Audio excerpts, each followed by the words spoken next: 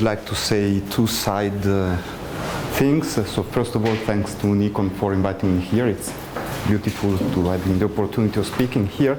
And second, since it's the first time I have to give a 2-hour talk split in the middle, please, after the end of the talk, feel free to give me some comments if I make a good choice of what to say and all things like that. So we can begin.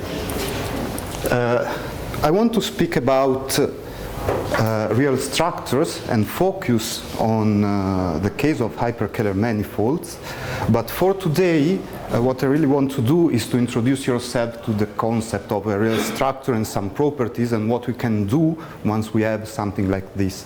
So the first thing is that we start with a complex manifold, and as we all know, a complex manifold is nothing but a real manifold M with an underlying almost complex structure I, which is actually a complex structure, so it's integrable. So associated to this, we naturally have another manifold, which we may call X bar, which is the same underlying manifold, but we decided to change the complex structure from I to minus I. Okay, so there is no problem concerning integrability, since if we start with X, which is really a complex structure, then X bar will also be complex. This is because the Nienhuis tensor of I is equal to that of minus I. So one is integrable if and only if the other is. And then we have also another pretty gadget, which comes with this, which is a really natural map from X to X bar. The map we'll call conj, like conjugation, from X to X bar. And on the underlying manifold, it sends a point X to the point X, viewed as a point in X bar. So why should we call this map conj? And why this map is interesting? I mean, surely it's not interesting for what it does on points, because it does nothing, but what is interesting in how it acts on all we are putting on, all the structures we are putting on. So, as a basic philosophy, so let's say the philosophy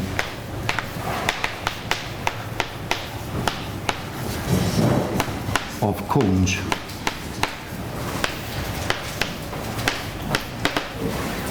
In some sense, the philosophy of conj, for me, dates back to how we can really define C itself.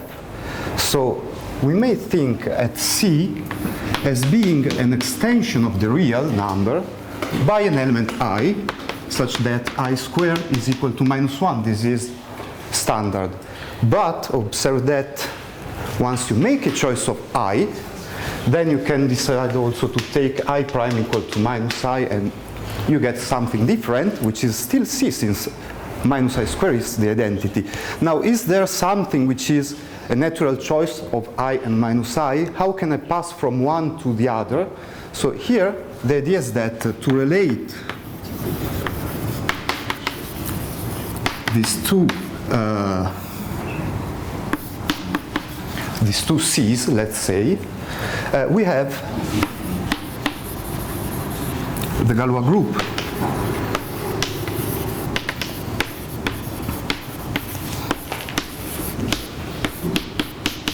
And in some sense, this is why we study Galois groups, because we want to understand all the possible realizations starting from one.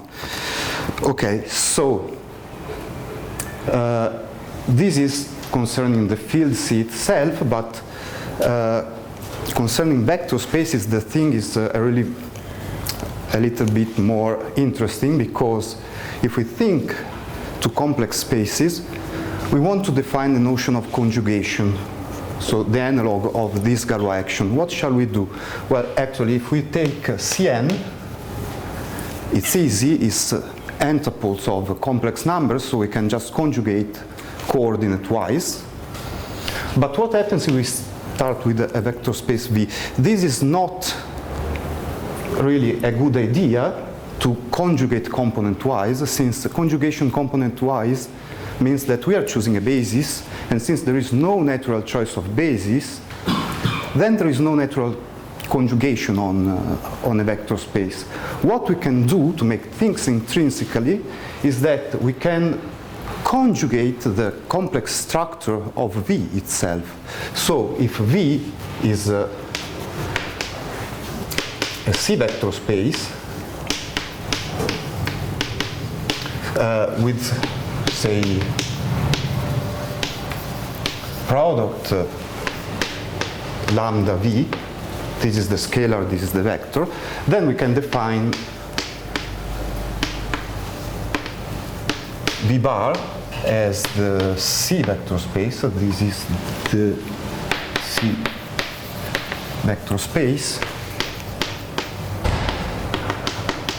with product lambda V equal to lambda conjugate times V. So we conjugate in this way the complex structure, and we get really another. In that, doing this, the identity map becomes something which is no longer C-linear, becomes C-antilinear, but plays exactly the role of the conjugation. So this is the idea, and this is what this is why we like, say, to think at this conj. Great. So now we have our manifold, and we want to speak about something which is classics, I think, but it's holomorphic and anti-holomorphic functions. So if we have x and y to complex manifolds,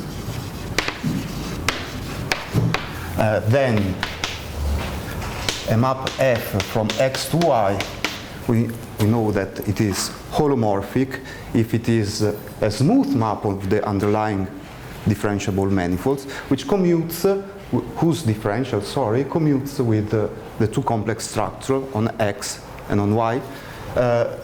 On the contrary, we say that f is anti-holomorphic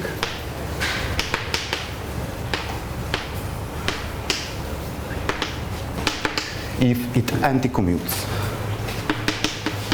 Its differential anti-commutes.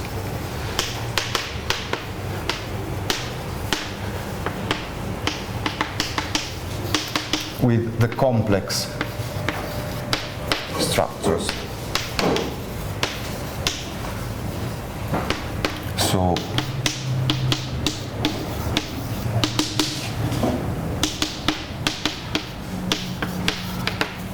So this is the relation where Ix and Iy are the obvious complex structure on x and y.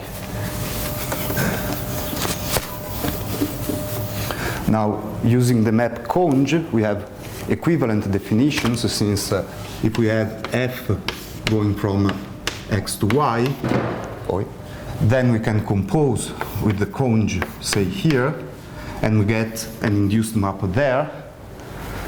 So f is anti-holomorphic if and only if this map is holomorphic. Or otherwise, it's the same if we go from y to y conj to say that this composite map is holomorphic. So these are all the same, different ways to say the same thing. Now, since we deal with complex manifold, we have really a lot of things we can do once we have holomorphic objects. So for example, we have function, we can pull back function, and if the function is holomorphic, the pullback of a holomorphic function by a holomorphic map is still holomorphic. But we can think a little bit about what is really we are doing. Since we are all used to stay in the world of complex geometry, that it's so natural. But what we are doing is that we are using the differentiable pullback, and it happens that when we are pulling back via this real pullback something which is fine for the holomorphic structure, then it happens that what we get from the real point of view is still good for the complex point of view. So in that case, we may think that if we pull back something by an anti-holomorphic map, what we find is not good for holomorphic purposes, but we have to adjust it. So this is exactly what we want to do. And what I want to do today is exactly to show you how we can use the old tools from complex geometry also in this anti-holomorphic setting. So we'll start with pullbacks.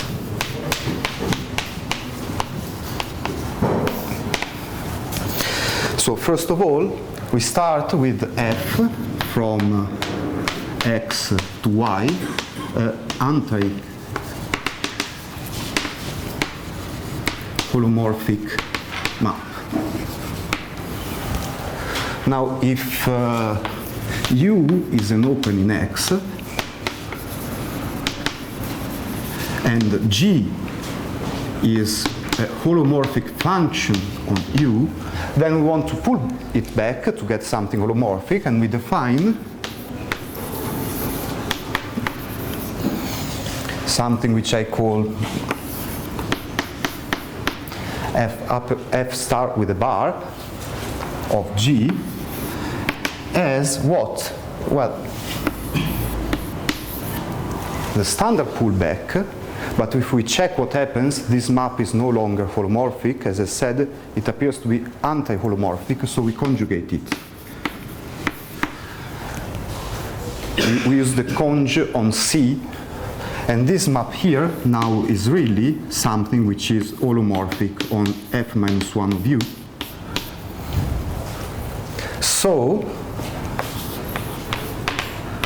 this F upper star really defines something which is a map from our OY to the push forward, of OX, which is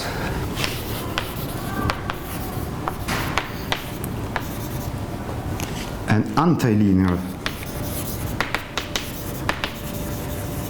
map of sheaves of, for C algebras.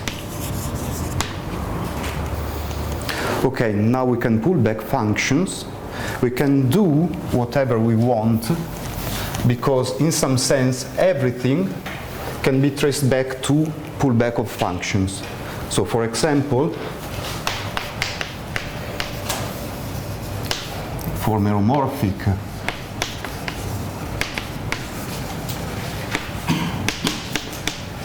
functions, we can extend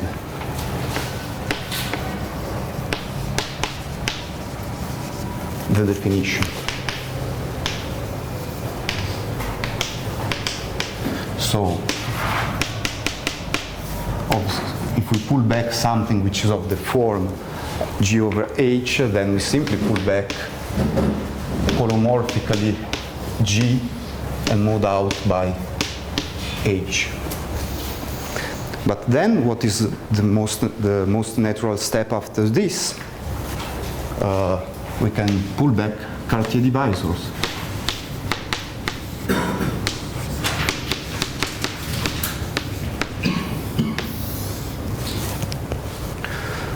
This is simple because if we take a Cartier divisor D, then we can write it as an open covering U alpha and then some meromorphic function G alpha.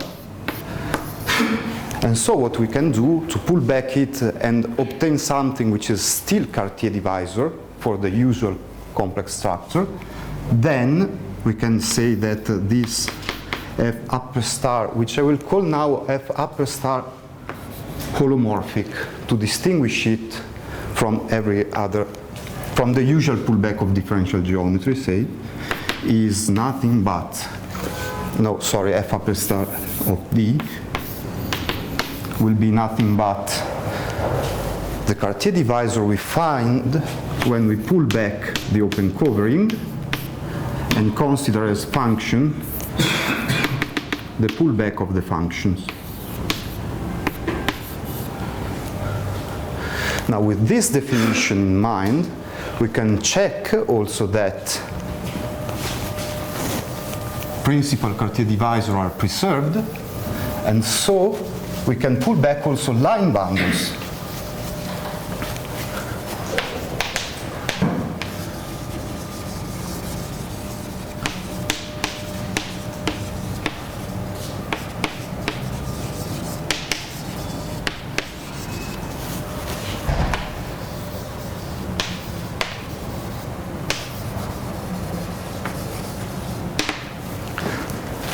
To define something which is F holomorphic pullback from the Picard group of Y to the Picard group of X.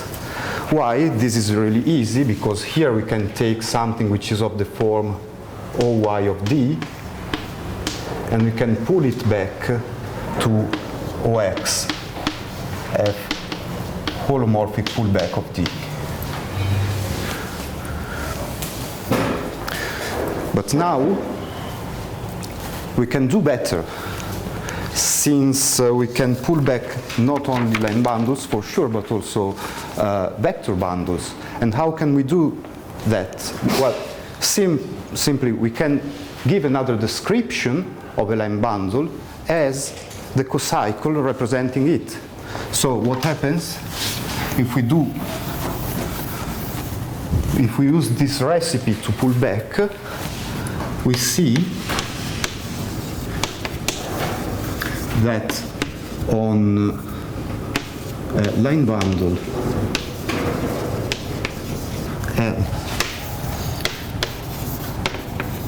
defined as say an open covering and a cocycle G alpha beta, then F upper star H of L has cocycle defined by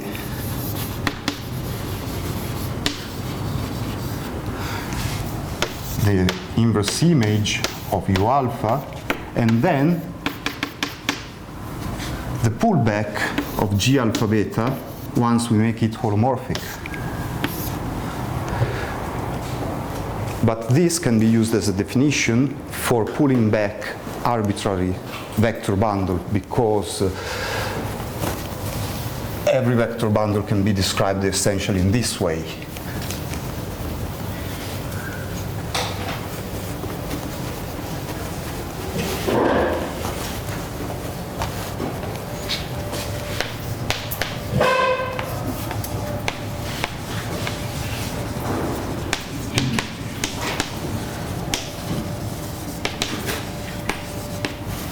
Vector bundles.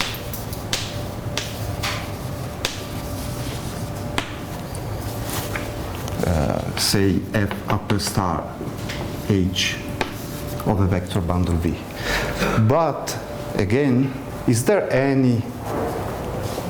another way to explain what you are doing with this construction? Well, the answer is yes, because with this definition on the cocycle, what we are doing really is taking the usual F upper star of differential geometry of V, and then put on each fiber the conjugate complex structure, and so we find what I call F upper star of V, all with a bar.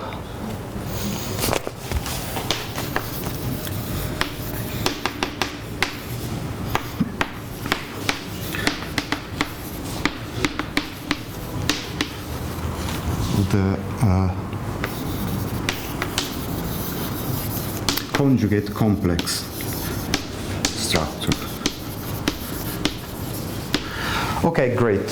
Now we are coming into the more interesting part, since I'm sorry, just one drop. Yeah. But in fact, you also have holomorphic structure on V, so you want it to be holomorphic in the conjugated holomorphic structure on the yes, in fact, this is maybe not a good choice of notation, because this bar here is not the bar I defined first, but I hope, yes. Holomorphic structure is some extra depth. Yes, no, for sure, but I was thinking that I'm using this convention only for vector bundles, so we can assume that for vector bundles the bar means what I'm saying now, and not the usual bar, because if you take the usual bar as before, you are also conjugating what happens in the basis. So if you embed the basis as the zero section, you are also conjugating the basis.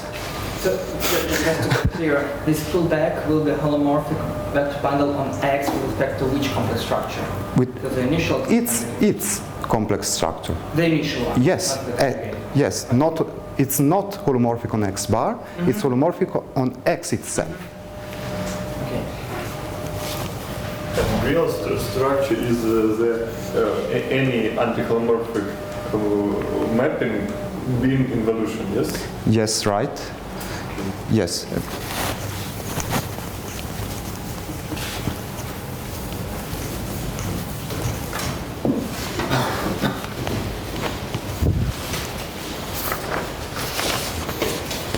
Yes, so we were saying what we can do once we have all these possibilities. There is a last thing we can do, which is interesting since leads us to good consequences. If we take holomorphic sections of a line bundle, we can compare holomorphic sections of a line bundle and holomorphic section of the pullback, of the holomorphic pullback. And so we can also define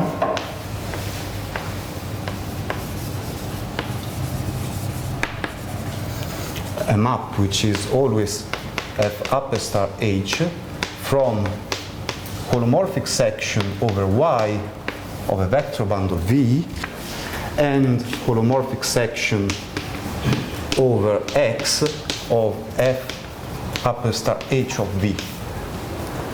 And this is done in a very explicit way, because if we take a section S, then we look it on a trivializing open set. And so what we do is simply to send this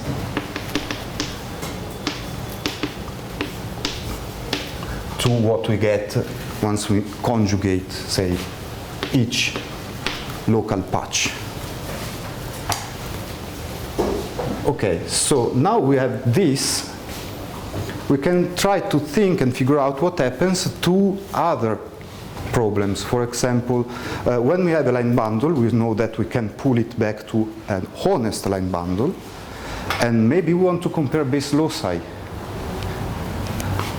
So at the end, what we want to arrive is to compare ampleness.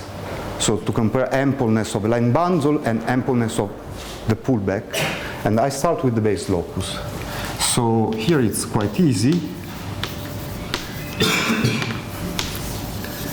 Let f from x to y be an anti-holomorphic map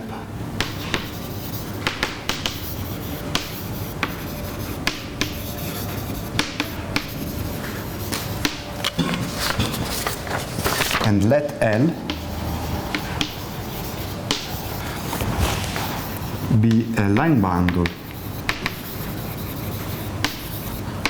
on Y.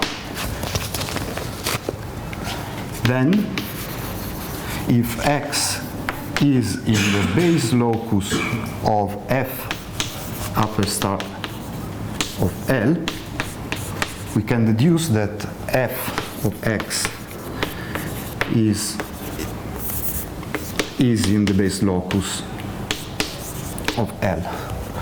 Great. Now, there is maybe one thing that I should say and I have not said.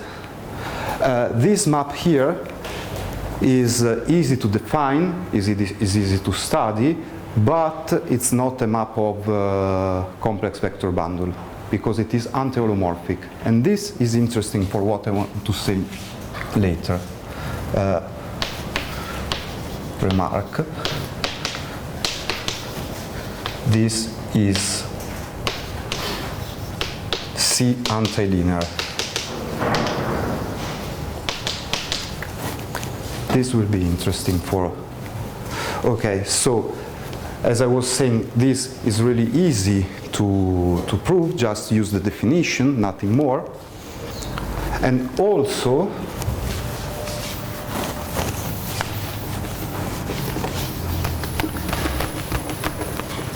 the following. So in the same setting as before, let F be an anti-holomorphic map from X to Y.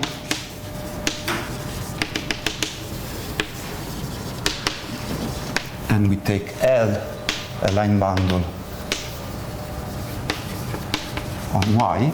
Then what we can do is to compare the maps naturally associated to L and to F upper star of L.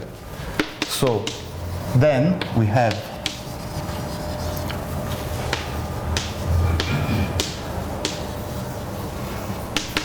a commutative diagram.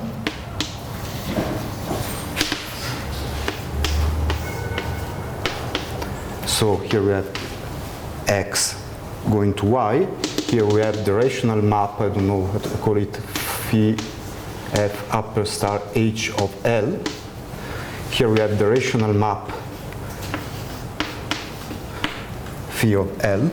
Here we have the projectivization of H0 X F upper star H L dual.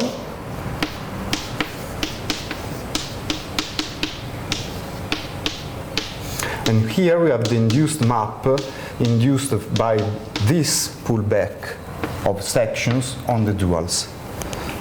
And even in this case, it's really easy to see that this diagram is commutative, since we can just use the definition, plus the fact that, in fact, in some sense, conj, when we use it, when we evaluate something, conj does really nothing on points. And what is interesting is that everything now matches in some sense, because we know that these two maps are holomorphic where they are defined, while on the contrary this map is anti-holomorphic. And since this is C antilinear, as I was saying before, this map here will be anti-holomorphic. So we get something which sounds good. We have two holomorphic maps here and two anti-holomorphic maps there. So as a corollary of this,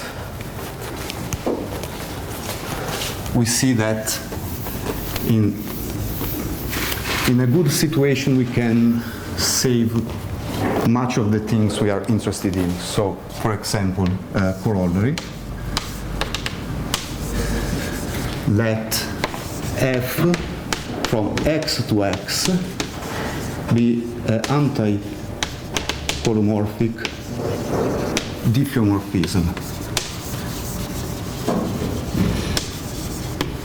So it's a diffeomorphism from the real point of view, which is anti-holomorphic. Let L be a line bundle on X. Then, first of all, L is base point free.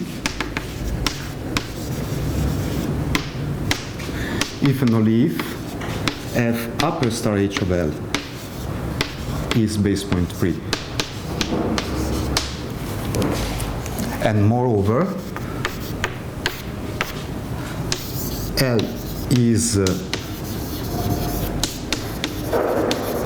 ample or very ample if and only if F upper star H of L is very ample. So this will be something which is really important for the second part. Okay.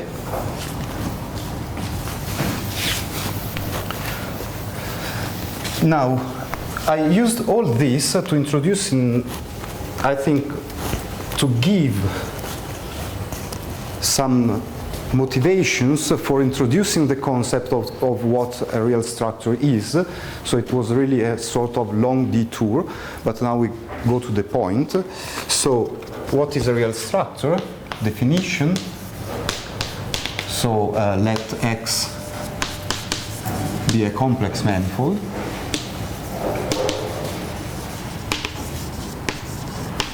a real structure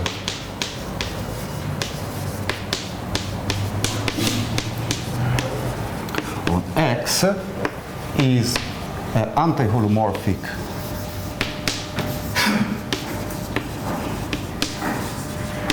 diffeomorphism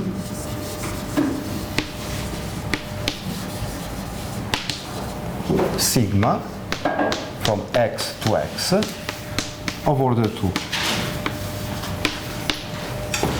Great, so it is exactly what we might expect, and in fact if we think about it, the easiest way to produce an example of a real structure is to start with some complex vector space V,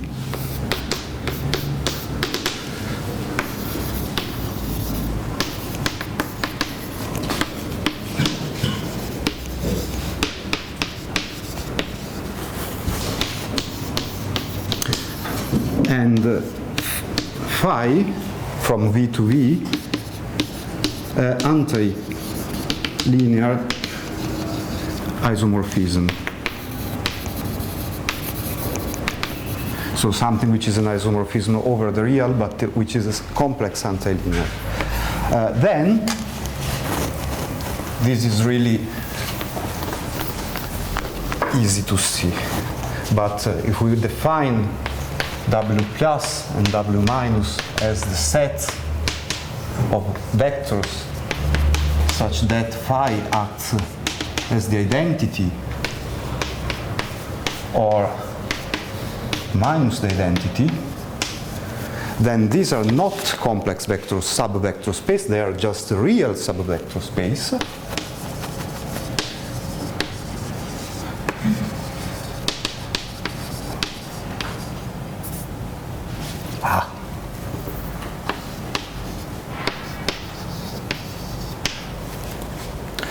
Well, we can relate one to the other simply sending a vector v here to square root of minus 1 v there. This is an isomorphism over the real.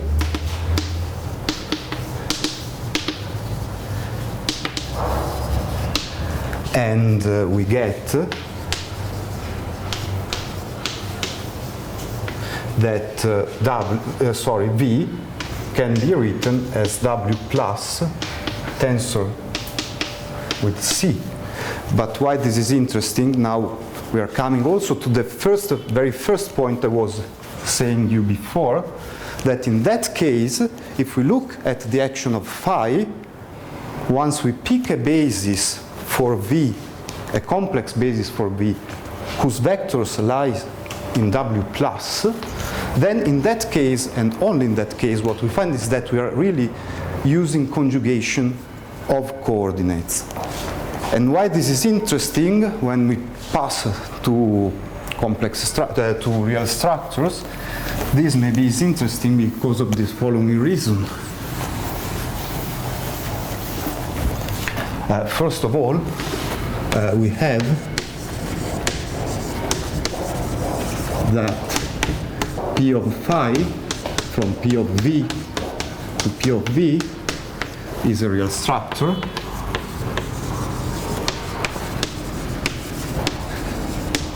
And once we take the, okay, I erased it. And once we take the picture we had before, so if we take some x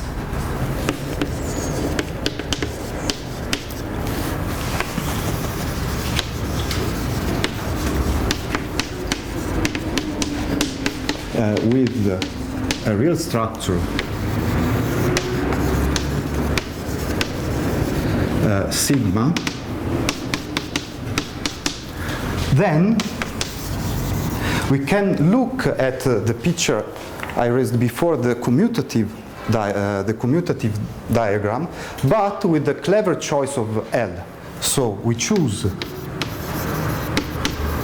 L any ample line bundle.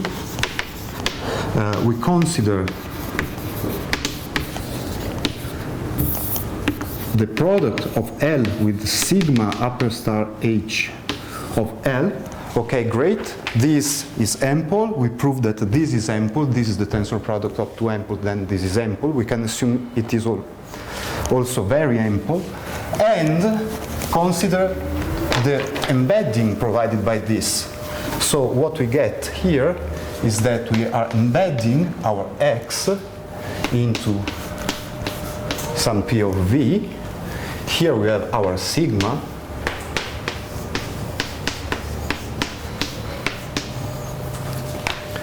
And once we choose a real basis for the vector space V, which now is the space of section, and the complex structure on it is the one induced by F upper star,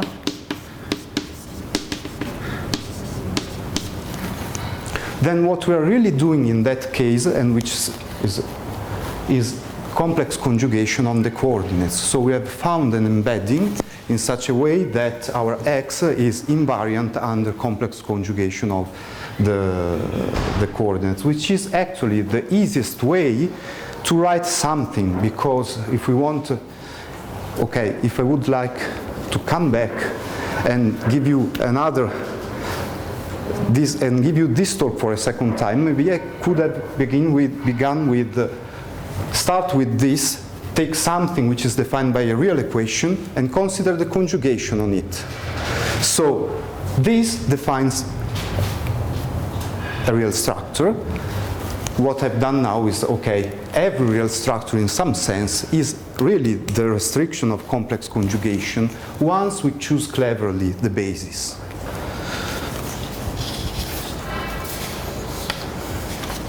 Okay, so now we come to the problem of studying these real structures, and what we want to do is to classify them. So how can we classify them?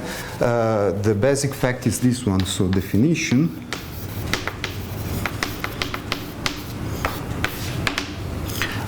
Let X be a complex manifold, and let sigma prime be two real structures.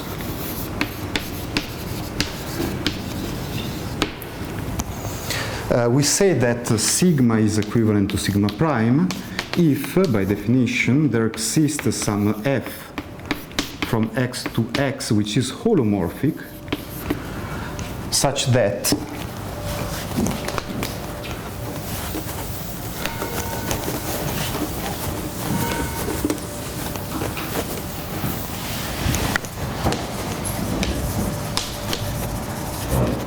f composed with sigma is a sigma prime composed with f. Now, I want to make just a really stupid observation, remark. So, okay, sigma is equivalent to sigma prime if and only if there exists f from x to x prime, which is either holomorphic or anti-holomorphic.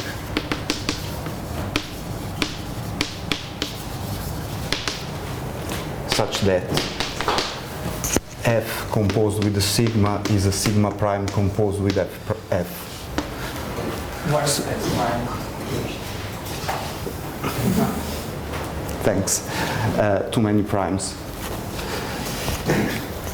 So this is really a stupid observation, since, okay, in one direction is trivial, in the other direction, if we get some holomorphic f, is trivial again, but if we have some anti-holomorphic f, then how can we cook a holomorphic f making this service? Well, we can just compose with the sigma.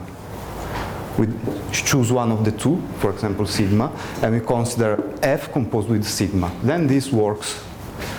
And why is this interesting? Because this allows us to rephrase all what we want to do, and above all study the number of different real structures up to equivalence to the context of group actions, because what we are saying here is that if we define a group which is what I call K out of X, this is, I think, classically called the group of Klein automorphisms, so this is the reason why I put here K as all f from X to X, such that f is either holomorphic or anti-holomorphic, then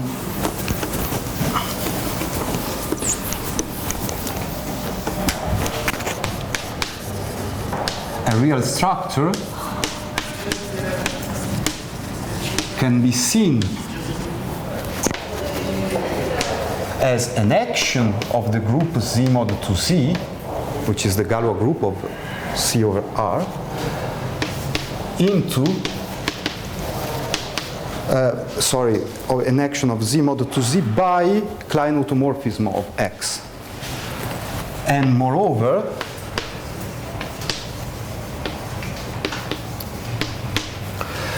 equivalent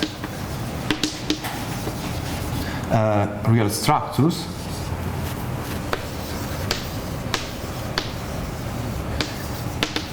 gives rise, equivalent real structures give rise to equivalent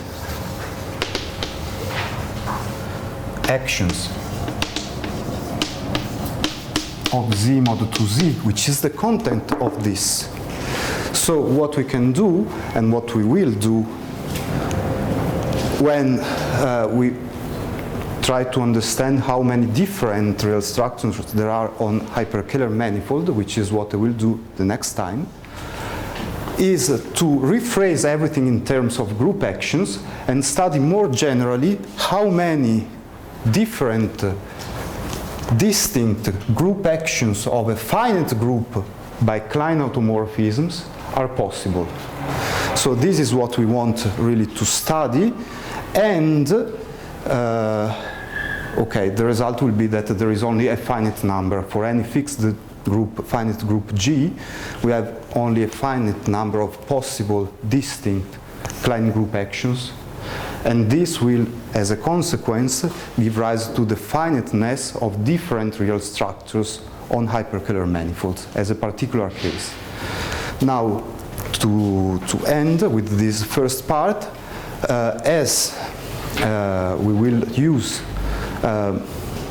will look at what happens in the hyperkähler setting, and hyperkähler are interesting because one of the reasons maybe is because they have this Bourvil-Bogomolov-Fujiki quadratic form on H2, which mimics the intersection form of a K3 surface. Then it is really interesting to look what happens on the H2 and define a last action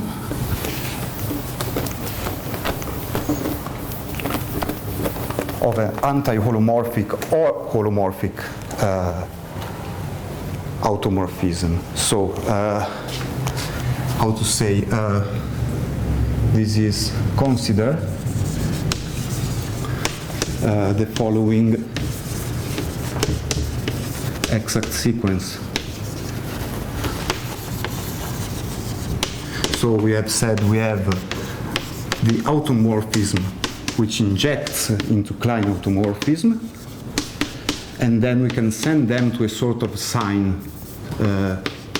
We take plus if we have something holomorphic, we take minus if it's anti-holomorphic, and we call it epsilon. Then we define for F in the Klein automorphism group something which I call F dagger from H2 of X R to H2 of X R, where this R can be either Z, Q, or R if you want, as follows. Sorry, do you allow your homomorphism over there to be trivial?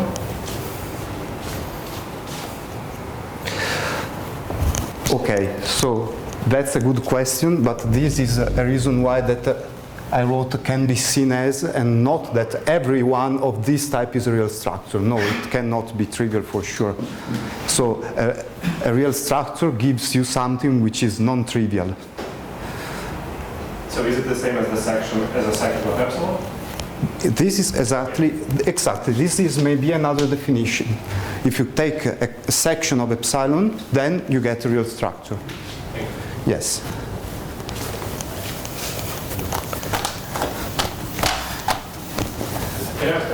Yeah? Is it true that giving a real structure is the same as giving a real analytic manifold, such that this base change to C is your manifold? Okay, so that is true. I'm not mentioning it because,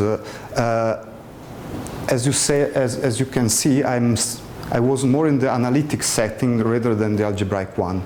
If you look at the algebraic setting, this is exactly a beautiful definition, which is better than this, which I'm using. Real analytic. Yes, but I mean, it can be empty. For example, try to think at what happens if you take, okay, so you can see that, this is a side. I'm sorry. But it still might have a real structure. Yes. Yes, but Okay. so if you want to look, for example, at different real structures over P1, think on how you can define your P1. P1 can be defined either as okay, the projectivization of a vector space of dimension 2, okay, then you can get P1 is exactly P1 of a real vector space tensored with C. But P1 is also a smooth conic in the plane. And if you take the conic in R2 given by x squared plus y squared plus 1, then once you base change, you get P1. But from the real point of view, here you see the empty set. So this is the reason why I stood to this case, and I didn't mention this. In fact, the problem is equivalent, and these kind of objects are called the real forms of a manifold. So they are real manifolds whose complexification gives rise to your original manifold. And the problem is in fact equivalent to this of real structures once you allow also this kind of a phenomena. Okay, so I was defining this last guy, F dagger, and the definition is that F dagger is equal to the sine of F times F upper star, where F upper star is the usual pullback of real geometry, which coincides with the usual pullback of complex geometry when epsilon of F is equal to 1. But why this definition makes sense? This definition makes sense for the following reason. This is interesting.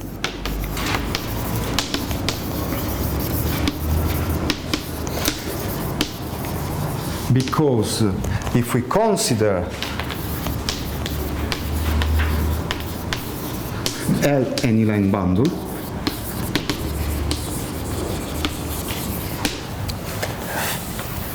then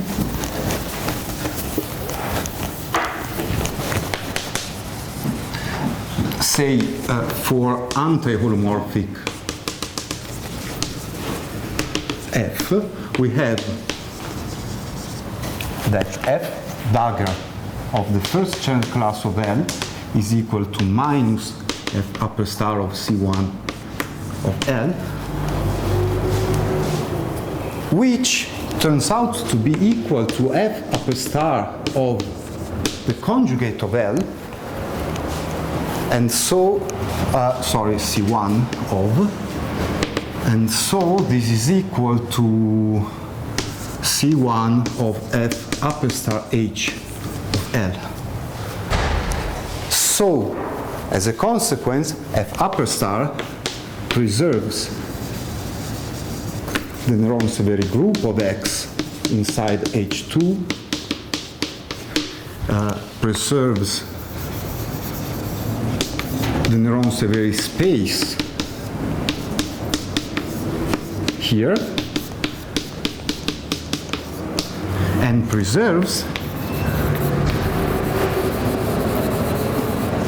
the ample cone of X inside the Néron-Severi space. So this is really important, since in the hyperkähler case, which is what we want to use, we can deduce the finiteness exactly from the action we have here.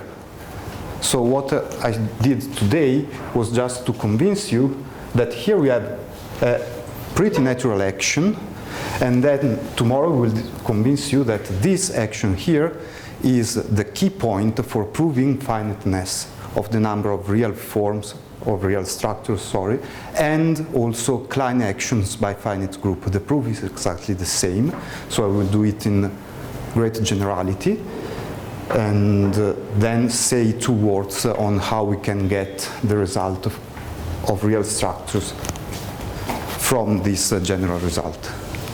So I think today I'm done.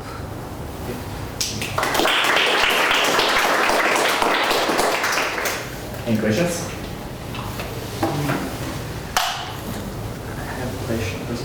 Are there any examples of projective writers for which it's easy to see that they do not admit any real structure? That they do not admit of... no, I don't know examples of it which do not admit...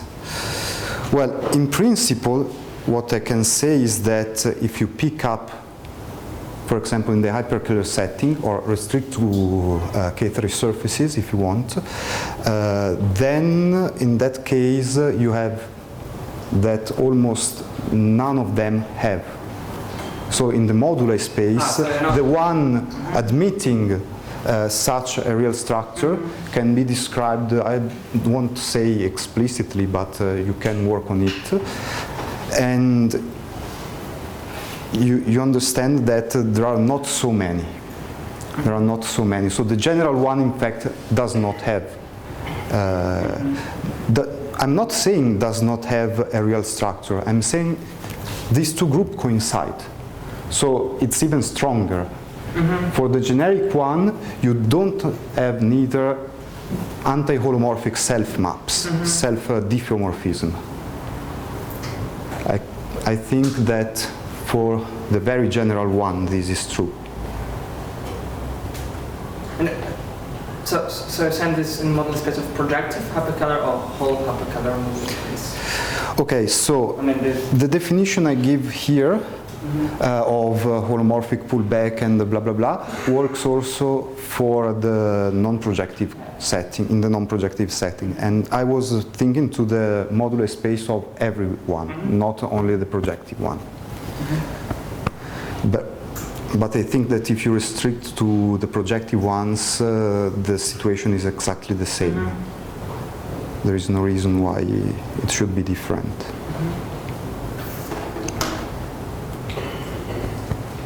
Any more questions?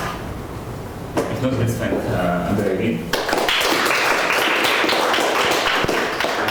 Break downstairs. So the reason is that if you're interested, is that you know of